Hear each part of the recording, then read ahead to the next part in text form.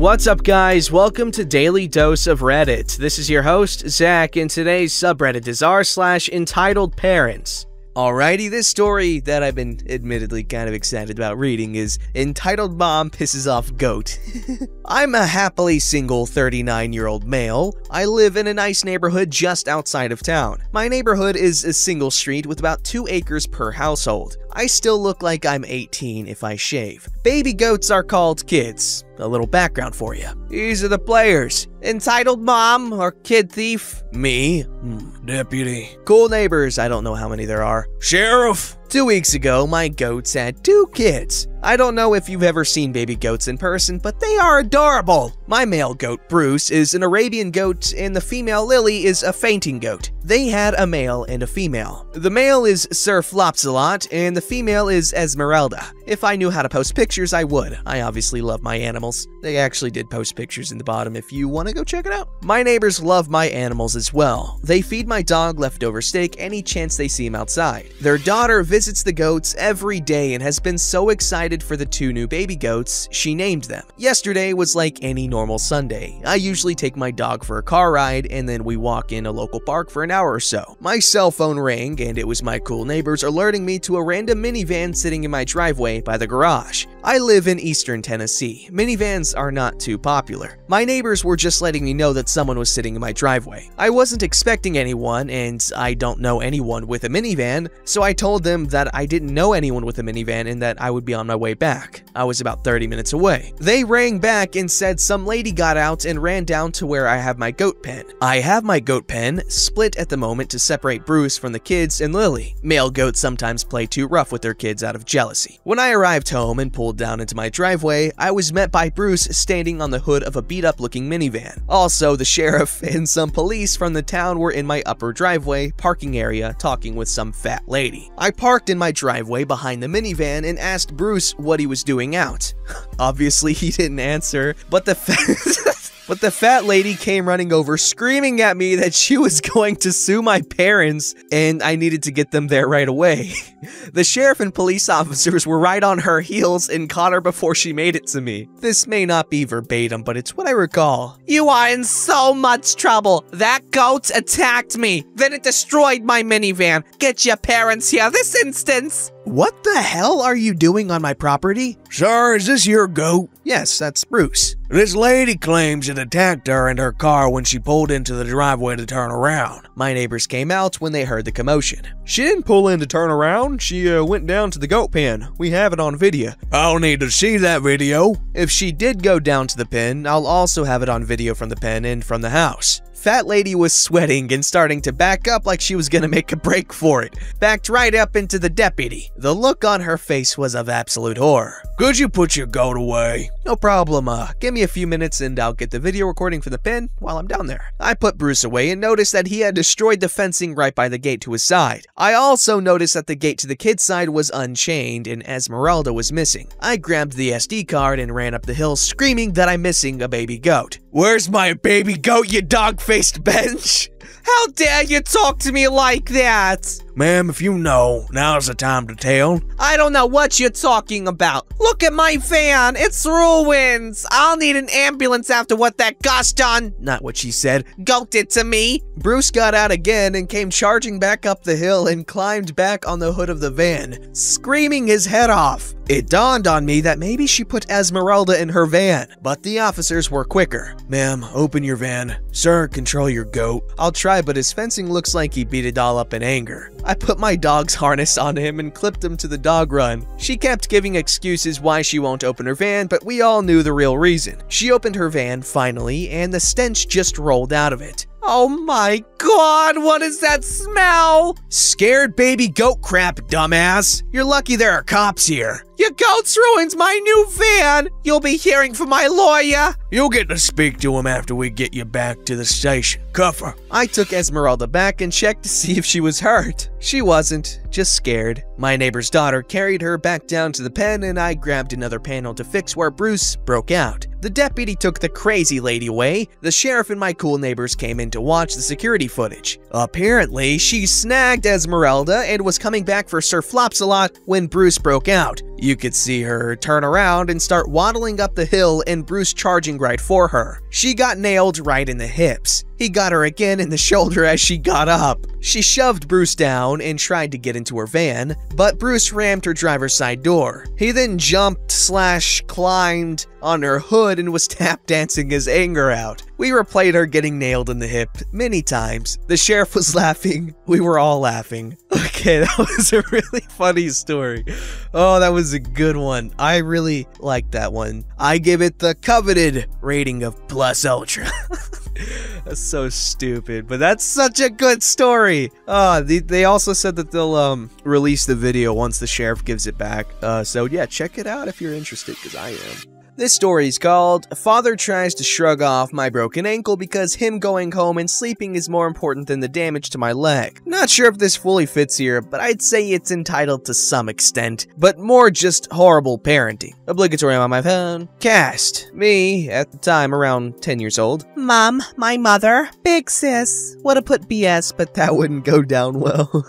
And there's a bunch of other voices that I'm not gonna do right now because it's kinda hard to keep track of it. I'll just make up one as I get to them. Backstory. To set the scene, super entitled father and my mom had recently split up. Well, he was kicked out of the house for reasons that's another story. Every Sunday in winter, my sister and I would play netball for our schools. In Australia, where I live, it tends to get quite rainy, but that doesn't stop us from going out and playing netball. Super entitled father on this day was trying to make half an effort to see my sister and I, so he came to the netball courts to watch us play. The netball courts had a canteen, basically a food vendor, at the side for players, parents, etc. to buy food and drink. But to get to it, you have to walk up a brick slope, which, might I add, has no grip whatsoever, especially when wet. Super entitled father was a huge baby throughout this whole experience because he apparently had a cold and wanted to go home, despite him being the one to make the decision to come here in the first place. Story time! So this Saturday was particularly rainy, parents standing under cover, girls constantly wiping themselves down with towels during the quarter and half times, etc. I had been tripped by a teammate on accident while playing my game, slipping and hitting the slippery court, right arm first, bruising it badly, but at the time everyone was convinced it was broken. We had one more quarter to go and I was bawling my eyes out because of the pain, begging to be able to sit out and let the sub in. My mom looks at me with an apologetic look and tells me I have to go back on and play if the team is to be full on court because the sub refused to go on because she had a cold. I went back on and played the last 15 minutes, then went back to my mom and sister. My mom dried me off carefully and put super entitled father's jacket over me, my sister helping me thread my arms through the baggy armholes. My friend at the time, who happened to be on my netball team, was sitting and talking with my sister and I as she had walked back with us as she usually does before my sister's game. As I cooled down from running around, I get cold and ask my mom if I can have some money to buy a hot chocolate from the canteen. She caves and hands me some change, and myself and my two companions, friend and my sister, are on our way. Friend is talking with sister and have walked a bit in front of me, so I quicken my pace to match theirs, only to slip and hit my ankle directly onto the brick slope as I rolled it. I land back onto my bruised arm and start crying again like the little baby I was. Trying my hardest to find some grip, I tried to roll over to my left side and push my body up so I could stand, only to fall back down again like a sad tortoise on its back while parents and kids just kinda stared. My sister starts freaking out, which is reasonable, but friend just stands there looking unamused and telling me to get up.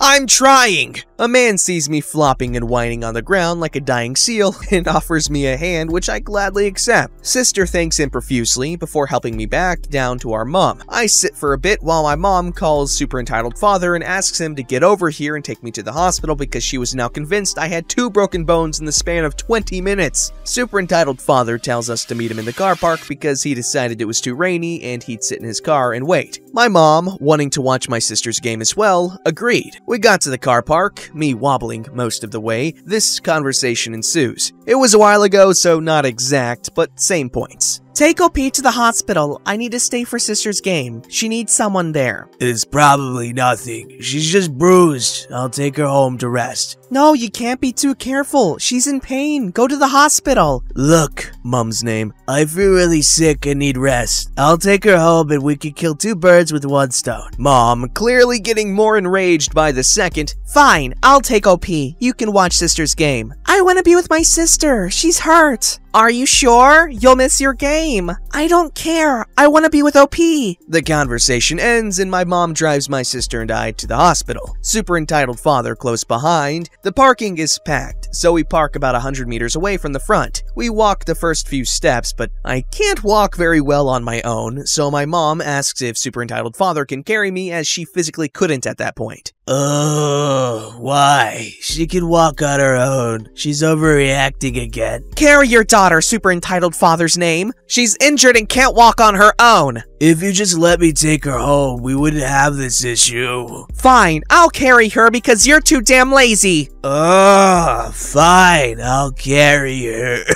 We get to the waiting room and I describe the pain and injury to the staff and they seem more worried for my ankle. My mom is there helping me for the next 45 minutes while we're waiting to walk to the bathroom, etc., while sister saves us chairs. Where did super entitled father go, you might ask? Well, he stormed out muttering about how he needs to go home and how he is sick and whatnot, so he goes and stands in the rain. What a genius. I go in, get my leg checked out as well as my arm, and find out I've got a break on my growth plate and needed to be put in a cast for about 7 months with no pressure on that leg. I get a swelling cast put on because my ankle looked and felt like someone put a stale donut under my skin. I get the option to go out in a wheelchair to the car park, which I gladly jump at the opportunity because I low-key wanted super entitled father to see me and feel at least a twinge of guilt. We got out and super entitled father looked me in the eyes with the most "I don't give a fuck" expression and asked if we could go home yet. You bet my mom went off at him for potentially making the break bigger and more damaging. Oh yes, that's some quality parenting. Oh yeah, you got a broken ankle, just walk it off. It'll be fine. Idiot! This story's called Entitled Mom in a Popular Coffee Store. I've always had a long-time curiosity as to why Karens love Buckstar, not real name of coffee store. This is an anomaly that will never be solved, I guess. Backstory. I do online school and wearing a band sweatshirt from the high school I went to the year before, which is not in Pennsylvania, but Florida. This is important. My mom dropped me off at Buckstar for a little bit to get me out of the house because I'm inside all day. She gave me some money and told me to get stuff done. I get a drink and sit down to start my work. Now, mom did drop me off in the dreaded AM hours, so I guess it is understandable with the conclusion that plagued this species of Karen. Story. And I guess cast. There's entitled mother, me a high schooler wanting to graduate. Entitled kid, crotch goblin, doesn't have a big role in the story. Employee, saint who knows me decently well. I just got my drink and I'm on my laptop doing school and listening to my EDM playlist. Entitled mom and entitled kid sit down at a nearby table. They seemed normal, but I felt the burn of entitled mom's eyes on me and I struggled to ignore it. Dear God, lady, staring is rude. I turn up my music a little bit to that glorious point where you can't hear the outside world. Because of this, I didn't hear entitled mother trying to get my attention.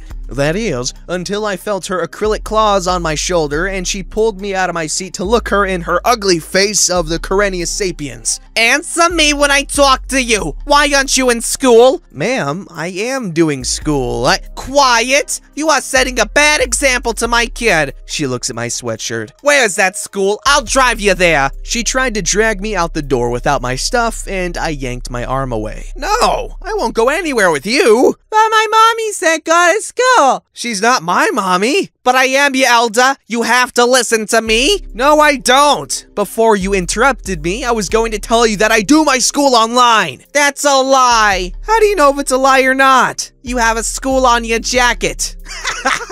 I start to laugh. Stop laughing. Where's that school and I'll drive you there. An employee comes over because of this lady's yelling. What's going on here? This brat isn't in school. See? Her jacket has a school on it and she claims to be doing school online. This employee has seen me here quite a few times and knows that I do, in fact, do online school. Side note, if you took out the in fact, it would say do. Back to the story. She does. I've seen her here a few times doing math and research papers. We've talked a few times. No! See that sweatshirt? That is a high school sweatshirt and I'll be driving her there. Ma'am, this school, gestures to the logo, isn't around here. That's bull crap. I get on my computer and pull up a map with the route from our current location to the school on my sweatshirt, which is this far, and it's a 17-hour drive. The entitled mom's eyes go wide. That's a lie! Ma'am, I'm gonna have to ask you to leave. What? I'm a paying customer! And so is OP, and you have been harassing her. Now leave or else I'm going to call police. The entitled mom quickly grabbed entitled kid and left the store. The employee and I had a good laugh after she left. It was amazing, and I couldn't find the exact sweatshirt I was wearing because the marching band only sells them for a limited time during the year, and I can't post a pic of my sweatshirt because my phone is broken and my computer camera sucks. That's something Lois from Malcolm in the Middle would do. If you guys haven't seen Malcolm in the Middle, it's an amazing show. It's so funny. It's so funny. And it's got Bryan Cranston. But anyways, the whole, oh my god, I'm gonna take you to school. That's just like something Lois would do, except less crazy. But she was a caring mother, which is nice. Obviously, this is real life, so you can't really do stuff like that. But I think she was coming from a slightly good place, at least, maybe. Don't forget to like, subscribe, and hit that bell to never miss an episode.